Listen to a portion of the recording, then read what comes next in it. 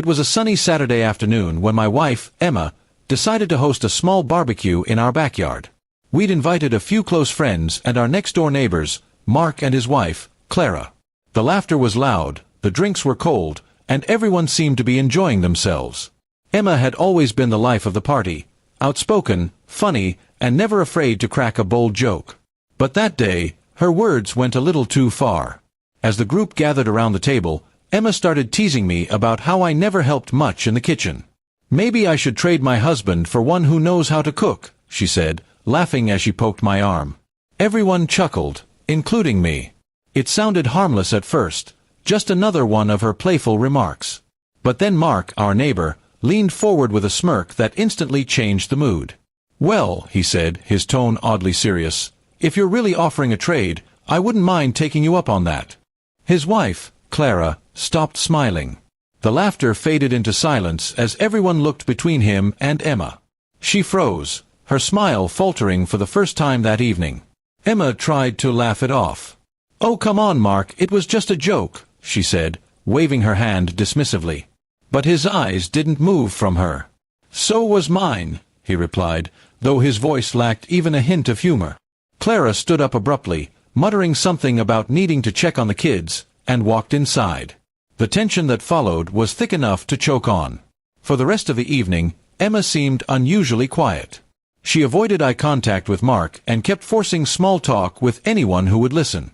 When everyone finally left, I started cleaning up while she sat at the table, lost in thought. "You shouldn't have said that," I told her gently. She sighed, rubbing her temples. "I know. I didn't think he'd actually respond like that." The next morning, things got stranger. Clara showed up at our door with a tight smile. She handed Emma a small tray of muffins and said, "I hope there are no hard feelings about last night. Mark can be impulsive." Her tone was polite, but her eyes said something else, something cold and warning. Emma stammered out a thank you, but as soon as Clara left, she turned to me, her face pale. "Did you see how she looked at me?" Over the next few days, Emma avoided going outside when she saw Mark in the yard. Once, I caught him looking toward our house from his porch, his expression unreadable. It made me uncomfortable. That night, Emma admitted she couldn't shake off the uneasy feeling. "It's like he meant what he said," she whispered. "It didn't sound like a joke." Then, a week later, something unexpected happened. Mark's wife, Clara, came over again, this time alone. She sat down with Emma in the living room and said calmly, "I just want to warn you.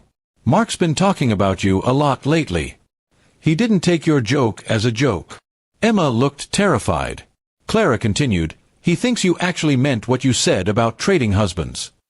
Emma apologized immediately, saying she'd never meant to cause trouble. But Clara's words haunted her. "Just be careful," Clara said as she left.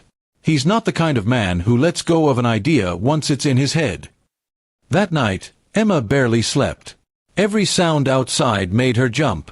A few days later, when I got home from work, Emma was pacing near the window. "He was standing outside again," she said. "He just stood there, staring." I wanted to believe she was overreacting, but when I looked outside, Mark was indeed on his porch, watching.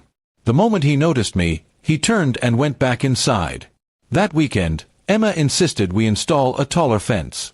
"I don't want to see him or talk to him again," she said firmly. I agreed. The easy laughter and open friendship we once had with our neighbors vanished completely. Now, even the sound of their voices through the fence made Emma tense up. A few weeks passed before things finally reached a breaking point. One night, as Emma and I were sitting on the porch, Mark walked over. He had that same unsettling smile. "So, still thinking about that trade?" he said quietly. Before I could respond, Emma stood up, her voice shaking but loud. "That joke was a mistake, Mark. Stay away from me. From us." He stared at her for a long moment before nodding slowly. "Understood," he said. Then he turned and walked away. That was the last time he ever spoke to us directly.